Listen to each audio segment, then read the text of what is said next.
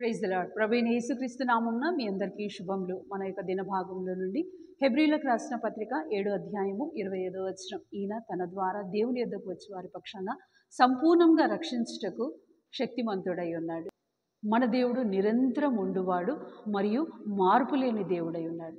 అటువంటి దేవుడు తన ద్వారా ఎవరైతే దేవుని యొద్దకు వస్తారో వారిని రక్షించటానికి, వారి యొక్క పాపం నుంచి విడుదల ఇవ్వడానికి ఆయన సమర్థుడైన దేవుడు, శక్తివంతుడైన దేవుడు.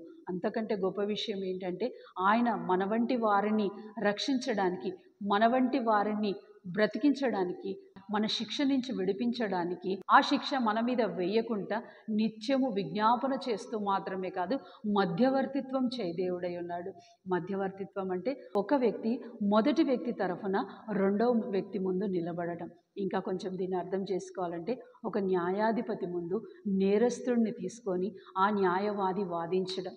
మనం నేరస్తులమై ఆయన దగ్గరికి వచ్చి ప్రభువా క్షమించండి అంటే ఈ న్యాయవాది ఎలాంటి మంచి దేవుడు అంటే మన పక్షాన ఆయన వాదించడమే కాదు, మన శిక్ష, మనం పొందవలసిన శిక్ష యావత్తు ఆయన తన మీద వేసుకోగలిగిన వాడు. ఇటువంటి మధ్యవర్తి అయిన దేవుడి దగ్గరికి మనం వచ్చి ఉన్నాం.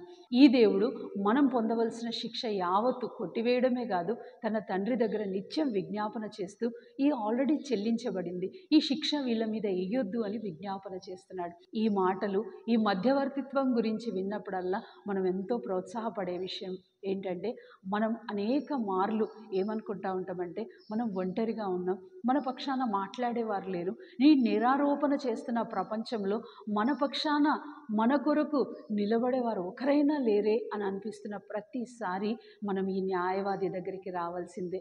నువ్వు వచ్చావా ఆ న్యాయవాది దగ్గరికి? నీ నేరంలో ఏమైనప్పటికీ ఆ న్యాయవాది దగ్గరికి రా. ఆయన అన్నిటినీ కొట్టివేయవాడై ఉన్నాడు, ఆయన అన్నిటినీ క్షమించేవాడై ఉన్నాడు. అటువంటి న్యాయవాది దగ్గరికి మనం వద్దాం. ప్రియమైన తండ్రి యేసు ప్రభు ఘనమైన నామంలో మీరు మా కొరకు దొరికిన గొప్ప దేవుడుగా ఉన్నందుకే మీకు వందనాలు.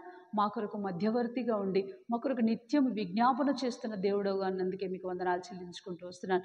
నేను పొందవలసిన శిక్ష అంతా కొట్టివేసి దేవా ఇక మరలా జ్ఞాపకం చేసుకున్నటువంటి దేవుడుగా, నన్ను రక్షించుటకు శక్తివంతుడైన దేవుడుగా ఉన్నందుకే మిమ్మల్ని హృదయమార ఆరాధించుకుంటూ పూజిస్తూ రోజంతట్లో దేవా ఎక్కడ పడిపోనీయకుండా నీ కృపా కాపుదల మాకు దయచేయమని ప్రార్థిస్తూ యేసుక్రీస్తు నామంలో ప్రార్థిస్తున్నాం తండ్రి. ఆమేన్.